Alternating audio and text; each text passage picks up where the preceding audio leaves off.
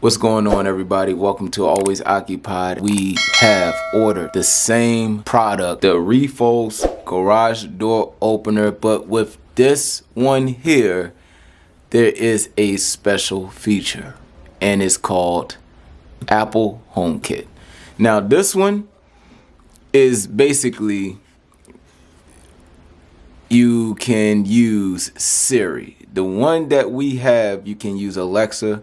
My wife likes this thing and the kids loves this thing. They have more Apple devices than what we have devices that use Alexa. So if you use Alexa, you may be using Android a lot. So everybody in the household has a Apple device. Let's see how Siri works. All right, so basically it's the same product, the same wires. So I'm gonna switch out the other device and put that one in, and we will resell the other one that says Alexa only. We have in this box, we have the power block, the block, sensor wire, and that's about it. Okay, you guys, so basically this is the one that you can use Siri on, and this is the one where it's just Google and Alexa. But the only difference is this has the scanner on it. So that's the only difference that I see. But other than that, it's the same wire, same hookup. So let's swap it out and let's see what happens. We just hooked up the new box. The old box is right here. I got to clip off the zip ties and go ahead and swap them out. But yeah, it's looking for the Wi-Fi signal. I put the wires back in. If you haven't seen my video on going in detail yet, I will put the link of that video in the description. So I'm just showing y'all if this works with Siri or not, and then that will be it. Okay, you guys, so real quick, I don't have the screen record on, so this is my wife's phone. So you have to be on Wi-Fi when you scan the device. I know I said I wasn't going to show y'all this part, but I'm going to show you anyway. You hit garage, it says suggested. Continue.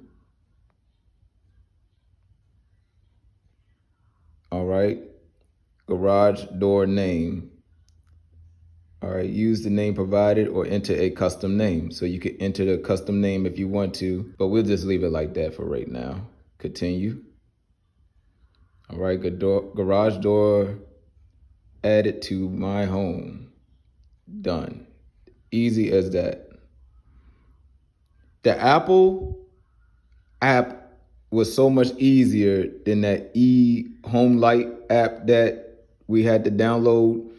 Now, I try to do a little walk around with this, but I don't know how to add if, you know, your alerts or whatnot. Maybe I will have to still download the other app. Well, I still got it already, but maybe I have to put this in the other app so I can know, you know, alerts like, oh, your garage door has been open for over 10 minutes or over 15 minutes.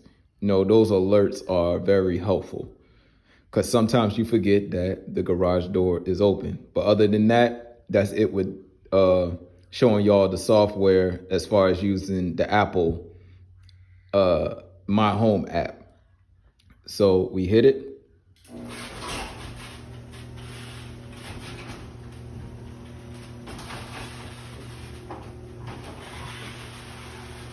All right. Then I'll hit it again to close it. Oops, too early. All right, hit it again to close it.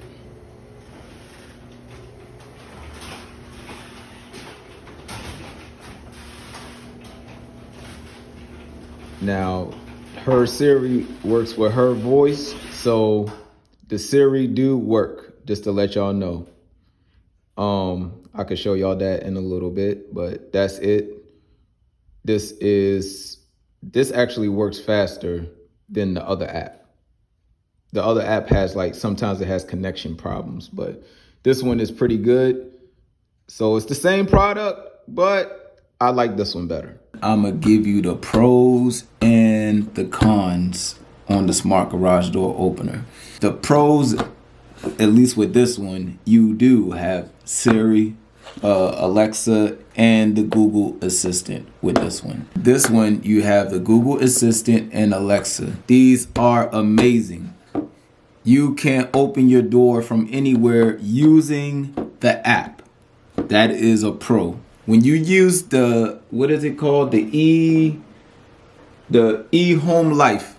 When you use the Home Life app that comes with these, you can open the garage door from anywhere. My wife just did it. I ordered my planks for my basement floor. My father-in-law was here. I was sleeping, so my father-in-law was here to get the driver and all that stuff organized. He couldn't open the garage door, so the battery on my code, the button you push that opens the garage door, was dead. So luckily he called my wife. My wife opened it up from work, and she works at least 15 miles away from home. So she is 15 miles away from home, and she opened the garage door through the app. Now, here are the cons about this whole thing. And I'm a little upset, but you know, it is what it is. You gotta take one for the other. When you use the voice, like Siri, Alexa, all that stuff, blah, blah, blah stuff, you need to be on Wi-Fi.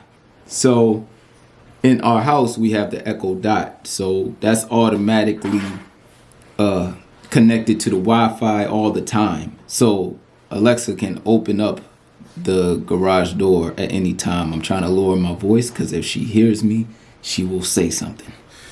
So with that being said, if you have an Echo Dot, then it's perfect. You don't have to you don't have to go through the Alexa app on your phone to ask her to open up the garage door. Now, unfortunately, we don't have the Apple, what do they call it? Apple HomeKit or whatever. We don't have one of those. I looked up online. They are a little pricey too. And I don't plan on getting one of those Apple ones. At this point in time, I think Apple just going off of their name, and then they raise the prices. That is the cons with this thing.